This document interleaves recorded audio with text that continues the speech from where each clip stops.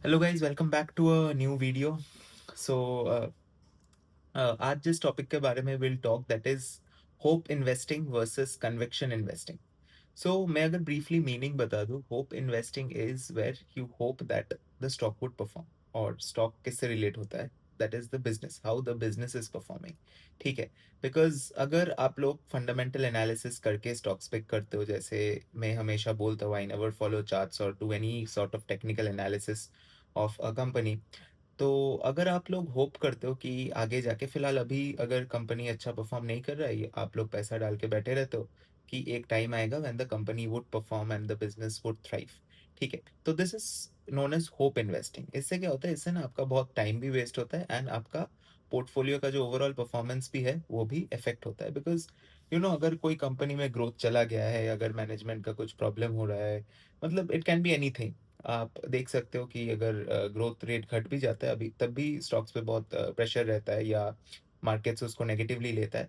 तो this is hope investing. On the other hand, conviction investing क्या होता है? Conviction investing is where you are fully aware and you know where you are putting your money. Like आपको business का solid idea है, you know how the business is performing, business का outlook कैसा है, management क्या बोल रहा है, and all these thing you all know about this. This is known as conviction investing. Conviction investing में क्या होता है कि सिंस यू आर अवेयर, तो you are very well convinced in yourself. और जैसे कि मैं बोलता हूँ हमेशा फ्रेमवर्क का, कि you have a framework of investing. जैसे कि अगर आप लोगों ने मेरा वीडियो नहीं देखा इन्वेस्टमेंट चेकलिस्ट का, एक बार वो देख लो। उसमें मैंने कुछ पैरामीटर्स बोला था, अगर उस बेसिस में if the business is heading in that direction and I will be convinced to put my money in the business। ठीक है। एक एनालिसिस था वो।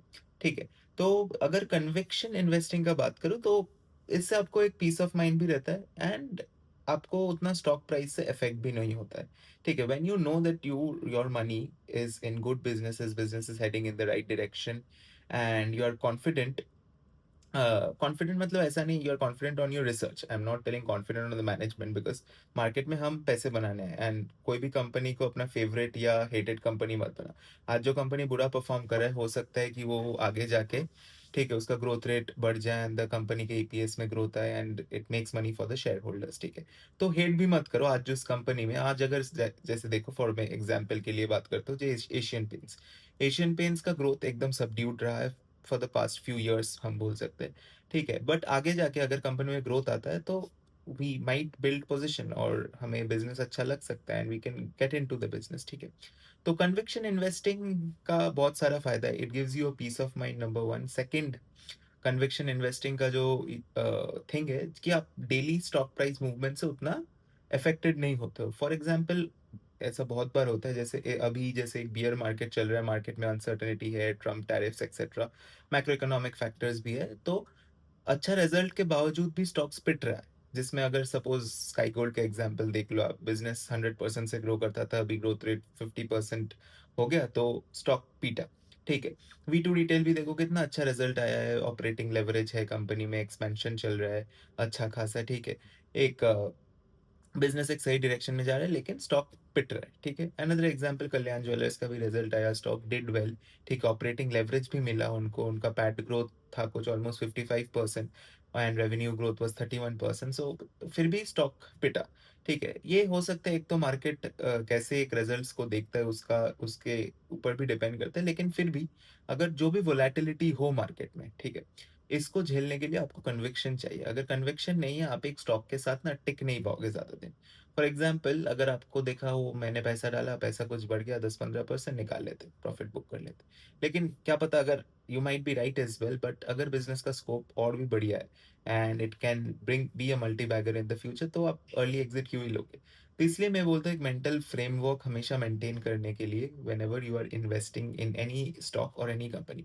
इसलिए रिकमेंडेशंस के मैं इतना खिलाफ हूँ, बिकॉज आप कोई भी कंपनी मेरे से सुन सकते हो, but you have to know what are the things which is like making me convince to put my money in the stock. जैसे कि ब्लाइंडली कोई भी कंपनी को पैसा मत डालो, it's your hard hard earn money. You should have adequate reason. ठीक है। कि यू हैव एडिक्वेट रीजन कि आप पैसा डालो उस बिजनेस में। ठीक है। ऐसा ही नहीं कि वो सुन लिया बिजनेस अच्छा कर रहा है, डाल दी। लेकिन इसमें क्या होता है कि मैं सपोज आज एक कंपनी अच्छा कर रहा है, मेरे से आप लोग स्टॉक का नाम लिए and you put your money. ठीक है। अगर उसका नेक्स्ट क्वार्टर में उसका रिजल्ट खराब आया या बिजनेस का डायरेक्शन खराब हुआ, तो मैं शायद उसी दिन बेच के निकल जाऊंगा, लेकिन आप शायद नहीं बेच पाओगे क्योंकि आप ट्रैक ही नहीं करते हो या आप अवेयर ही नहीं हो। ठीक है, और मेरे लिए तो ये पॉसिबल नहीं होगा कि आपने मेरा रिकमेंडेशन लिया है and you have to, I can not inform everyone कि देखो इस बिजनेस में ये हो गया। तो इसलिए नेवर वर्क ऑन रिकमेंडेशंस, ठीक है। You stay aware. देखो कुछ ही चीज तो एनालाइज करना होता है। If you are managing your own money at the end of the day, तो you have to take some certain effort, certain time of your day to analyze the businesses which you are tracking. मैं ये नहीं बोल रहा हूँ कि सारे businesses track करो, एटलीस्ट एक अच्छा सा ट्रैक लिस्ट रखो। जो जो बिजनेस मॉडल आपको समझ में आता है उसी में रहो। It will help you definitely, it will help you. और होप इन्वेस्टिंग से जितना हो सके दूर रहो। It will waste your time, आपका प्रॉब्लम ही होगा। आप होप में बहुत दिनों, जैसे कि मैं अभी भी देखता हूँ बंधन बैंक के बहुत सारे शेयर होल्डर्स है, वो भी मतलब पैसा डाल के रख दिए। किसी का 50-50, 60-60% डाउन है बाइंग प्राइस से, लेकिन फिर भी कोई बेच नहीं रहा है। एवरीवन इज होपिंग कि एक दिन बैंक सही होगा। It might be a turn around, I don't know. ठीक है, but you are wasting your time at the end of the day. अगर आप वही पैसा, वही कैपिटल को प्रोटेक्ट करके कोई और स्टॉक देखते हो जिससे they have a good growing potential, you can definitely make more money in it. So I hope आप लोगों को ये कैंडिड डिस्कशन अच्छा लगा होगा and you can differentiate between hope investing and conviction investing. So stay tuned and keep watching.